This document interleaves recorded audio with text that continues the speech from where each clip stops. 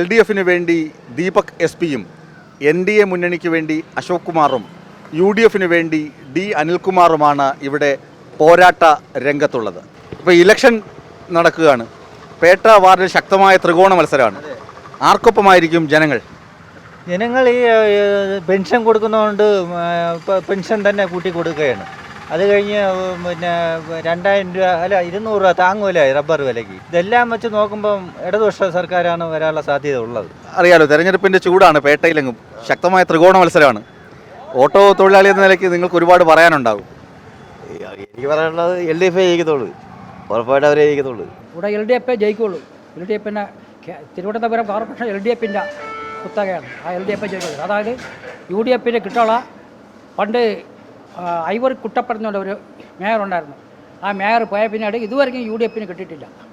LDFിന് തന്നെ കിട്ടുള്ളൂ. ആരായിരിക്കും വോട്ട് കൂടുതൽ നേടുക? ഇടതുപക്ഷമായിരിക്കും. ഇടതുപക്ഷം തന്നെ ജയിക്കും, ഭൂരിപക്ഷമായിട്ട് ജയിക്കും. എന്തുകൊണ്ട് അങ്ങനെ പറയാൻ കാരണം? നല്ലൊരു പ്രവർത്തനവും എല്ലാം ഉണ്ട്. ആർക്കൊപ്പമായിരിക്കും ജനങ്ങൾ? ജനങ്ങൾ LDFിനൊപ്പമായിരിക്കും പൂർണ്ണമായിട്ടുള്ള പിന്തുണ പ്രഖ്യാപിച്ചിട്ടുള്ളത്. നമ്മൾ നോക്കുമ്പോഴത്തേക്കും നമ്മളെല്ലാം ഓരോ കാര്യങ്ങൾ ചെയ്തതും സാധാരണപ്പെട്ടുള്ള 3600 ഇപ്പോൾ 2000 ഇപ്പോൾ 3600 ഈ മാസം കൊടുത്തു കഴിഞ്ഞു. അത് 2000 കൊടുക്കുക. അതിൻ്റെ സന്തോഷത്തിലാണ് നാട്ടുകാരെല്ലാവരും നമ്മളിവിടെ ഒപ്പം നിൽക്കുന്നത്. പ്രചരണമൊക്കെ ഇഞ്ചോടിഞ്ച് പോരാട്ടം തന്നെ. 3 നേരം പ്രചരണത്തിലുണ്ട്. തിരുവനന്തപുരം കോർപ്പറേഷനിൽ താരതമ്യേന വലിയ വാർഡ് കൂടിയാണ് പേട്ട.